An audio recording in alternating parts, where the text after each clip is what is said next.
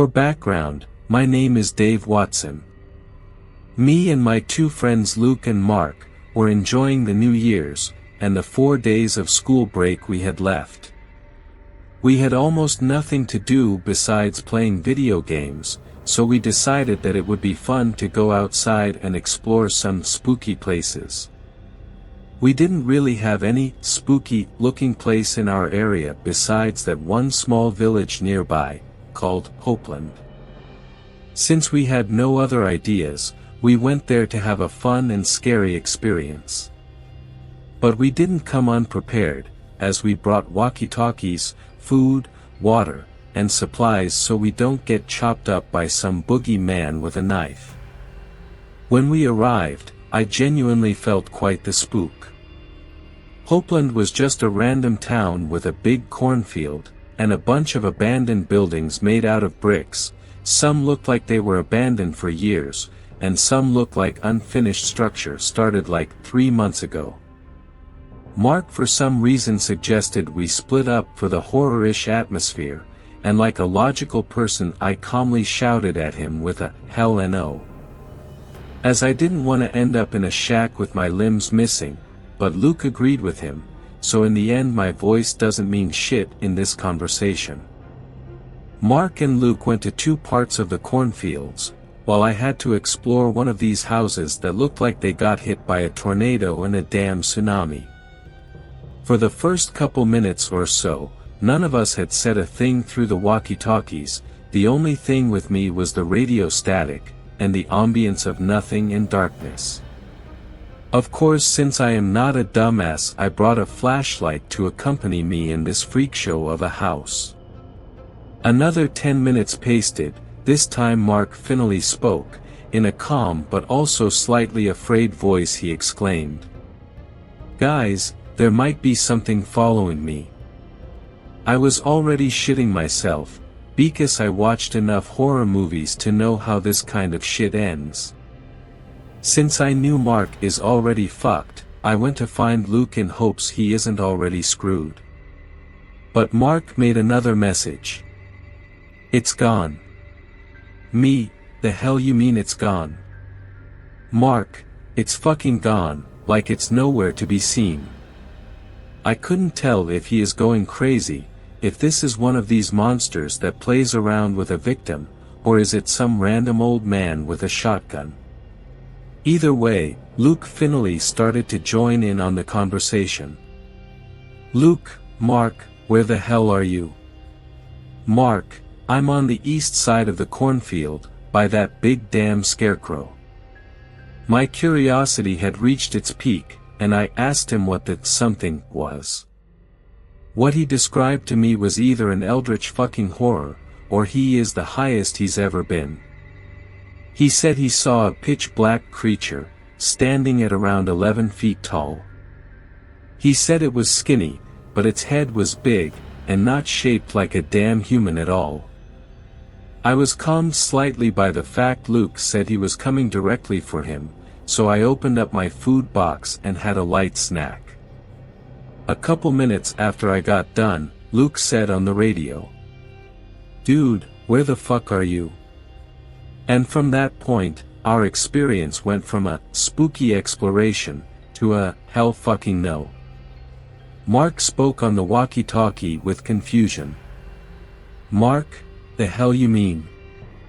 "I just told you I'm by the scarecrow, you know, the one on the east side of this damn place."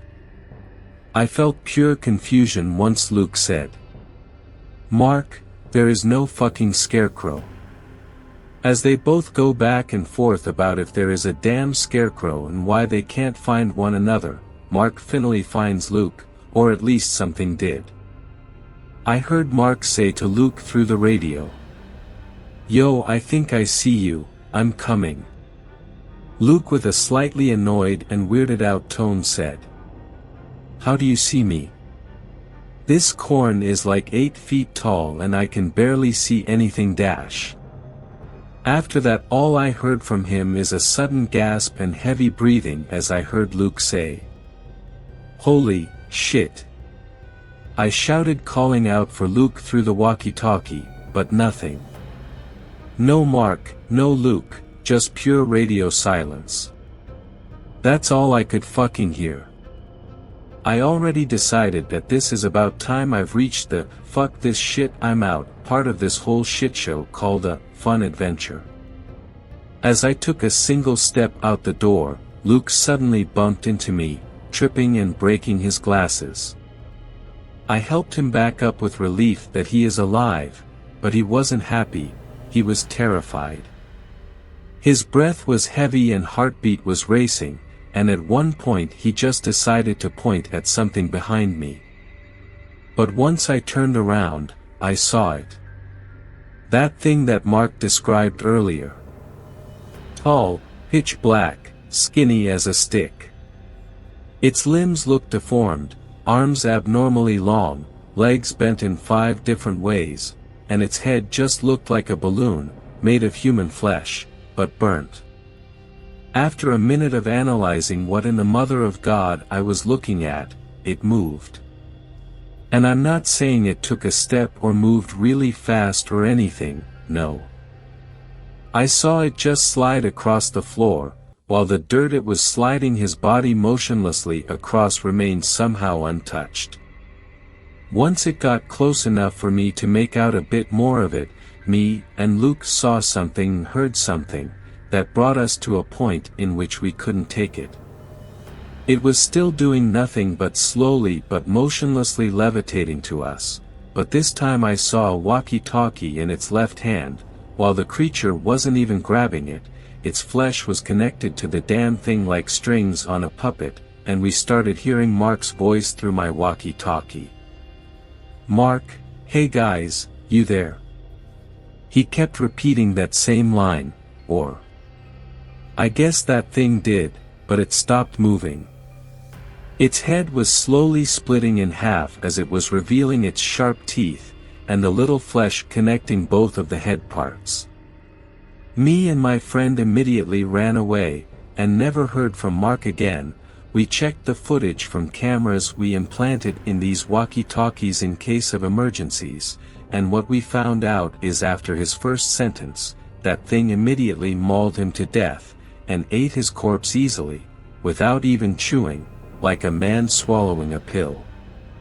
After whatever the hell it was murdered and ate him, it started mimicking Mark's voice, perfect replica down to the last detail. We told the police about this, and they went to do an investigation. After 3 days, they came to us and told us that they couldn't find anything, but only more of their units died and couldn't be found either. They said that whatever killed Mark is still out there. I'm writing this in 2024, and what I wrote happened 2 years ago. Me and my friend are armed, filled with hate, and ready to bring redemption.